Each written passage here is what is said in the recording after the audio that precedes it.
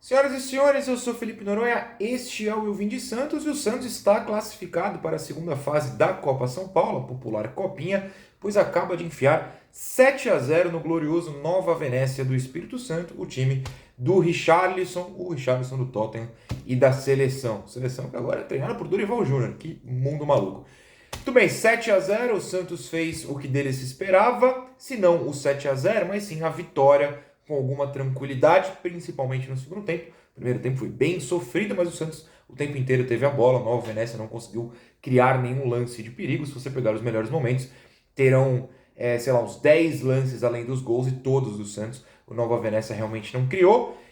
Mas o 7-0 foi muito importante não só pela moral e pela alegria da torcida, eu já volto nisso, mas também, e pela classificação, aliás, o Santos está classificado, mas também porque agora o Santos pode jogar pelo empate, caso faça a questão, né, da liderança no grupo, porque com o 2-1 no Remo e o 7-0 hoje no Nova Venécia, o Santos foi a 8 de saldo. O Água Santa, que também venceu os dois concorrentes, também está classificado e pega o Santos quarta-feira, 9h45.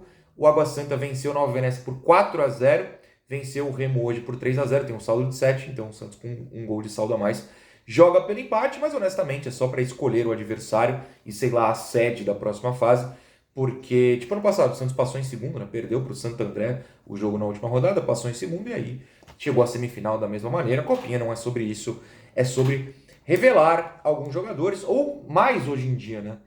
Nos fazer conhecer alguns jogadores, principalmente o público que não assiste à base. A gente precisa ser bem sincero, o Santos no primeiro... Ah, não, volta, eu falei que eu já ia falar sobre uma coisinha. O 7-0 é muito importante por algo que eu vi o pessoal comentando aí nas redes, lá no grupo de membros. É muito bom, né, você ligar a TV para ver um jogo do Santos ou ir para o Inamar ver o jogo lá no estádio. E olha só, sair alegre, sair tranquilo, sair sem drama, comemorar 7 gols. Depois do ano pavoroso que a gente teve em 2023, para não me alongar, até falando de todos os últimos anos desde que certas pessoas foram eleitas, é muito legal você ter um domingo à noite, domingo de tarde, começo de noite, enfiando 7, podendo dar risada, podendo ficar calmo com o Santos, ficar alegre, sem pensar no drama que o time profissional traz, e, enfim, muito bom, né? Pro moral do torcedor, não só do elenco, eu tô vendo os melhores momentos passando aqui, esse 7-0. Pois bem, não foi uma grande partida, mas é importante a gente notar os motivos que levaram o Santos a fazer 7-0. Primeiro, a qualidade de diversos jogadores, eu já volto nisso. Segundo, a questão física. É claro que Copinha você pega times, principalmente nessa primeira fase, que não tem um preparo físico do nível que um Santos Sub-20 tem que ter, ou do nível que um São Paulo, por exemplo, ontem saiu perdendo de 2-0, né, para o Carajás e virou. Os times adversários nessa primeira fase, principalmente esses pequenos, de mercados menores, costumam cansar. Tem exemplos do contrário. Por exemplo, assisti ontem Vasco 1, Macapá também 1, Macapá que só não ganhou do Vasco porque o goleirão falhou com 1 minuto de jogo, coitado. Depois o Macapá pressionou e conseguiu virar. Então, assim, alguns times mais supostamente fracos têm físico, mas o Nova Venécia claramente não tinha. Porém, o Santos poderia não ter e tem. O Santos estava correndo até o final do jogo, tentando mais e mais gols. Isso é sempre importante. Segundo ponto é que, claro, que você pode falar que a expulsão ajudou. Você pega um adversário mais fraco fisicamente, mais fraco tecnicamente, e ainda fica com um a menos, ajuda. Mas assim, às vezes tem time que não consegue jogar contra o time que tem um a menos, 2, senta no resultado, já tá 2-0, sei lá, 3-0, não vamos nos esforçar. Foi muito importante ver que o Santos se esforçou até o final, e mesmo depois de fazer o 6-0, que já dava liderança pelos gols marcados, e mesmo depois de fazer o 7-0, ainda teve uns 10 minutos de jogo depois do 7-0, o Santos continuou atacando. E curiosamente, eu vou fazer um elogio aqui, acho que é Ian o nome dele, Rian, não sei, agora esqueci, mas o goleiro do Nova Venécia, coitado, 15 anos, não era o titular na primeira partida, no primeiro jogo o goleiro falhou, foi substituído, nem foi pro banco hoje do Nova Venécia, coitado, e botaram um menino de 15 anos, gente, 15 para 20, você tá no primeiro colegial jogando contra a gente, tá no segundo ano de faculdade. Você é uma criança, ou quase isso, jogando contra adultos. O goleiro tem técnica, o goleiro fez boas defesas. Se não fosse o goleiro, poderia ser 10, 11. Tem lances que ele simplesmente não tem tamanho para pegar, não tem impulsão. Não é à toa que, sei lá, vou fazer um exagero aqui, gigantesco. Mas o Neymar jogar uma Copa com 15 anos, ele parece aquele filezinho de borboleta, como o Lucha dizia. O Santos jogou ontem contra o goleiro de 15 anos que tomou 7 e mesmo assim eu vi qualidades. Não sei se vai virar jogador, se foi um dia em que ele fez grandes defesas por um acaso, mas parece bem decente o goleiro de 15 anos do Nova Venécia. Foi uma atuação bem legal, apesar de 7-0. Mas agora voltando para o Santos, a gente pode destacar algumas coisas. Primeiro, o jogo pelas laterais, pelas pontas, né? Já tinha destacado no jogo contra o Remo, hoje novamente o Santos é o Orlando Ribeiro, né? O Orlando Ribeiro gosta de ampliar, dessa amplitude, jogar lá pro lado e ficar chuveirando bola. Nessas partidas contra times mais fracos até funciona, e o Santos realmente utilizou isso para a famosa abrir a porteira, né? Contra o Remo, precisou jogar no desespero que estava perdendo e vir assim. E hoje estava sofrendo, até abrir o gol de cabeça. O segundo é uma jogada de cruzamento e um gol de cabeça, por mais que tenha sido num rebote.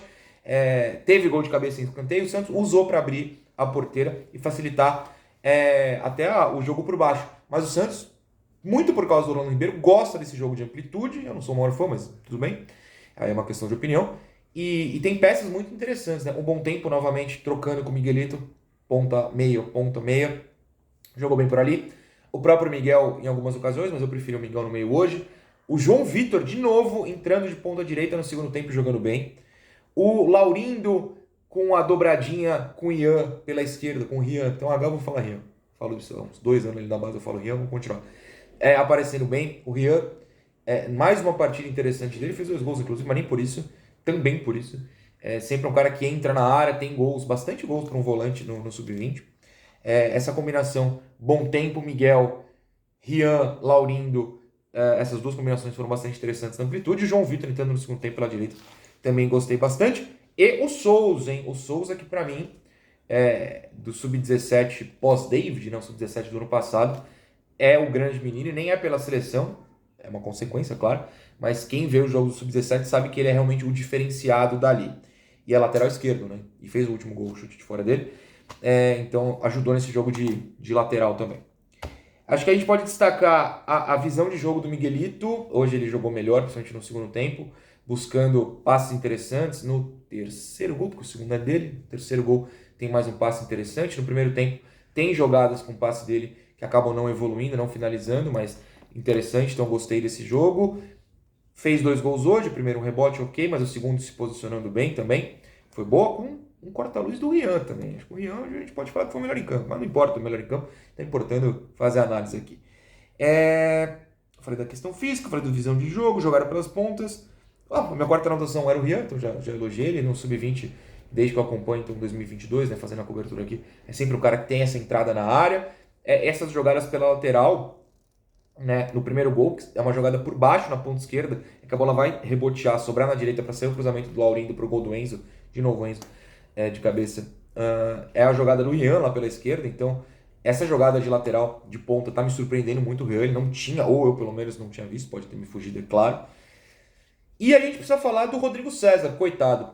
Gente, imagina você ter 17, 18 anos, não lembro a idade certa do Rodrigo agora, nunca pisou perto do profissional e de repente é o alvo da maior polêmica nas redes sociais do Santos. Você fica afastado de jogo, é reserva no outro, entra, sua cabeça tá a mil, totalmente perdido. Você tem que estar em Porto Alegre, de repente não tá mais, tá em Santos, tá em Diadema, vai entrar, pá, e perde um gol. Perdeu, mas eu vou valorizar o quê? O posicionamento, as jogadas que ele participou. Ele entrou no segundo tempo, faltando uns 15 minutos por aí, 15, 20 minutos.